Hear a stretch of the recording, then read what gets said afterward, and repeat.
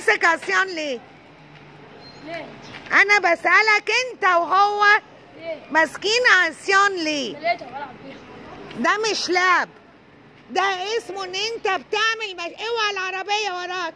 لقيتها ما بعملش مشاكل. أيوة. لا ده ما اسموش ولاد كويسة اللي تمسك ما بعملش عصيان. مشاكل ربنا. امال العصاية بتعمل بيها ايه؟ بلعب بيها. ده مش لعب، مفيش ولاد كويسة. لا شيل العصاية، لانك بالعصاية ممكن تخلي حاجة وحشة تحصل. نعمل بيها ايه؟ خلاص ارميها يا حبيبي وانت ماشي، والله حاضر ارميها وانت ماشي. يا عمي دي واحدة، ارميها. انت وهو ماشيين بالعصيان ليه؟ تعالى، لا دي واحدة عشان هروح لمديرة المدرسة، لو ما جيتوش كلمتوني وفهمتوني. وايه؟